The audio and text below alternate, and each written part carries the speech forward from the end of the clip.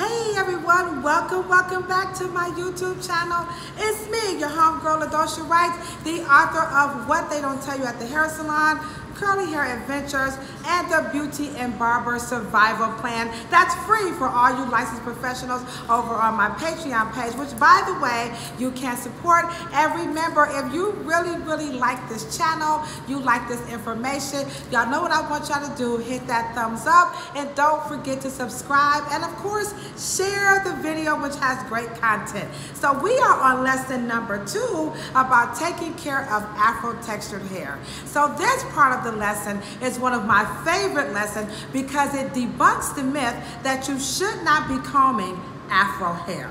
Now, I just want to say this. If you guys really want to get down to the nitty-gritty of this conversation, I would like for you guys to go over to Asar Imhotep's page on YouTube, and he has an interview with the world-renowned Egyptologist turned social scientist, Ms. Sally Ann Ashton, who is responsible for the display in the British Museum on none other than the Afro combs, okay? So now that I've given that shameless plug, let's get down to business about this this nonsense is what I'm gonna call it, about should we or should we not be combing Afro hair. Now, I have this discussion on some of my other videos, so I'm just might sound a little bit redundant in case you're following me, okay? So way back long time ago, right, before Jesus Christ, guess what we had? We had combs, okay? So that's the first thing I want everyone to understand. And these images are brought to you by my dear friend, Miss Angel D. Harriet, and she's the author of Journey to Nubia and Kemet, and she has wonderful illustrations like this one and these that I think children will love. It is a children's book, but hey, I'm an adult, a big child, and I'm using it for my videos, okay? So I like to start my lesson off with that book because it definitely gives people some insight and some backdrop to, oh, I didn't know we was combing hair way back then. That's right. So Africans actually, you know, they invented this thing called combs. Now, combs were pretty much created and carved, or whatever word you want to use, for different reasons. So some of them was to comb hair, adorn hair, part the hair, style the hair. So you have a lot of different reasons as to why combs were created. They were also created for various purposes, such as removing lice or nits, also combing the hair, styling the hair, and parting the hair. But today, we have this big clash of information. One that's probably full of myths, and the other one, I don't know, I'm not quite sure where it's coming from. But what I want to do is just bring some clarity to everyone. So let's start off with some combs, do's or don'ts, okay? So these are, now there are so many combs out here, I could not get them all, okay? So I'm just picking the ones that we see a lot of, okay? So these are probably the most common combs that people like to use when they're combing out Afro hair, because the belief is that the whiter the teeth, it won't hurt so much.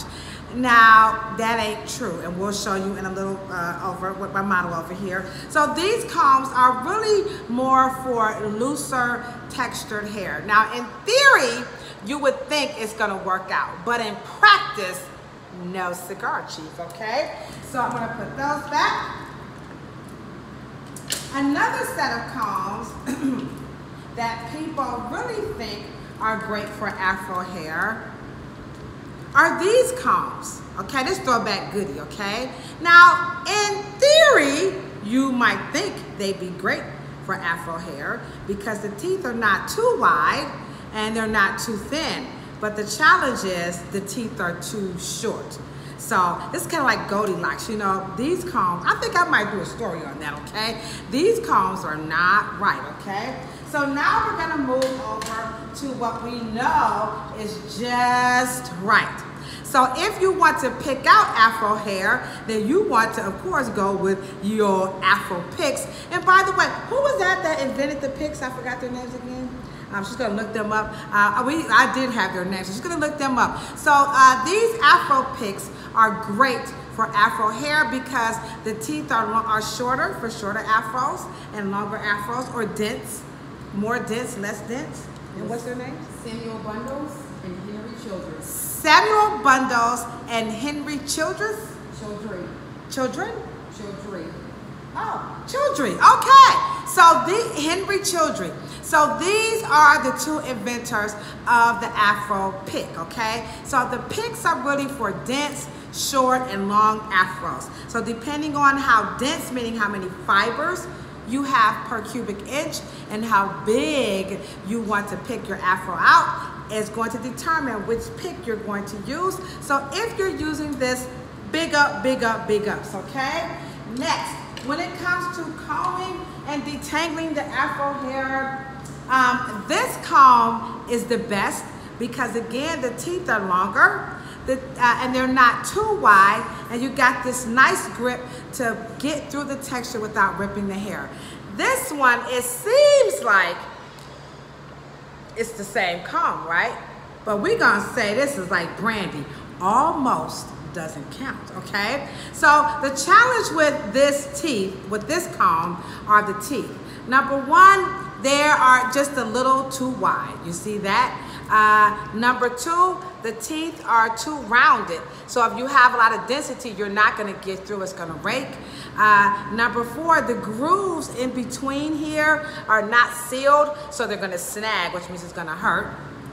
And then number four, it's just not long enough. You see how it's a little shorter? So you're gonna have some problems, you know, with this one, okay? So that is making a difference. But as far as the quality, the sturdiness of it, it would be nice for wavy textures, like this mannequin here.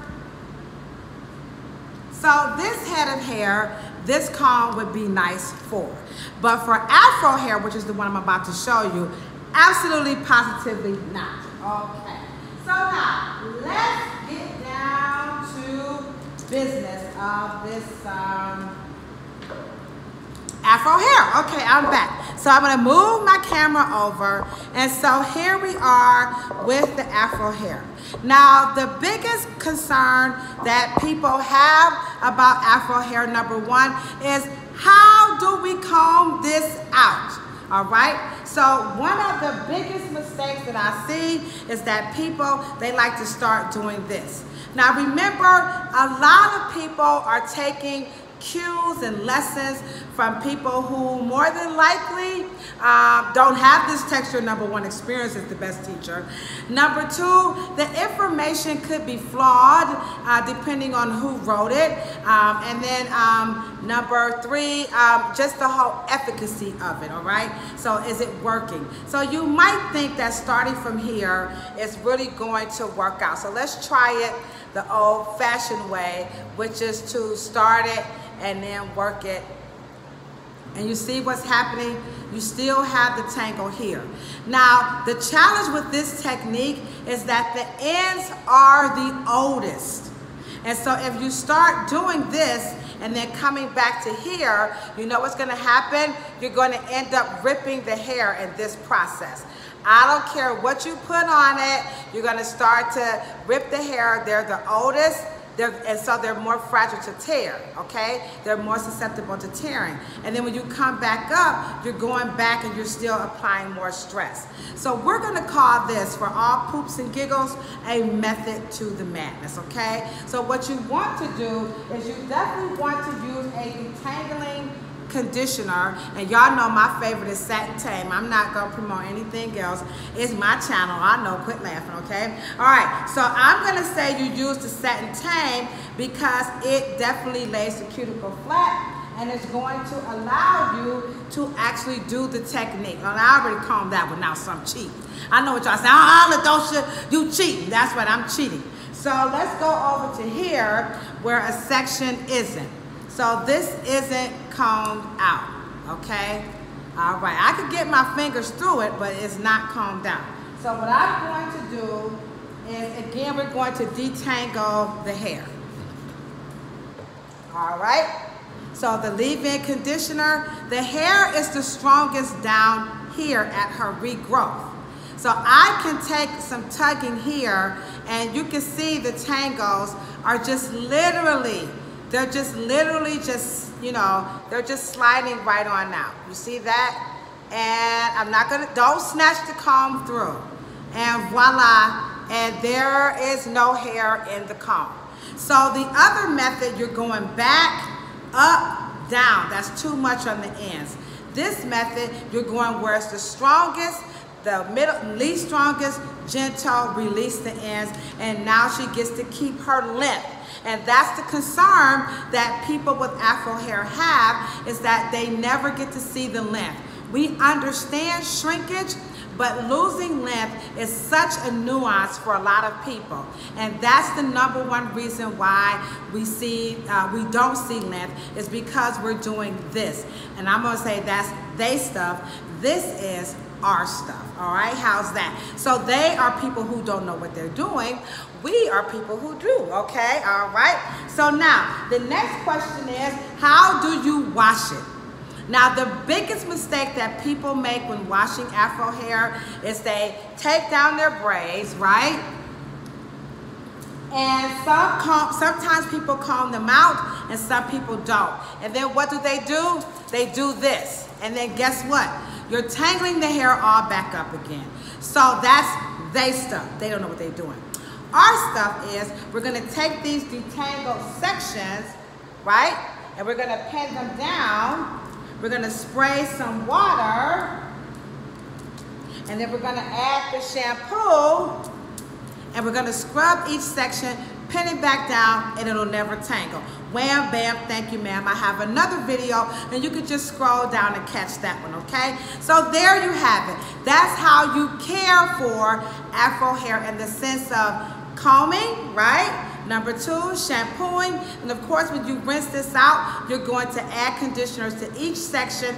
It'll never detangle, and you're like, voila, this is our stuff. They stuff, no. Our stuff, yes. Don't forget, hit that like button. If you want to know more about home hair care, don't forget to subscribe.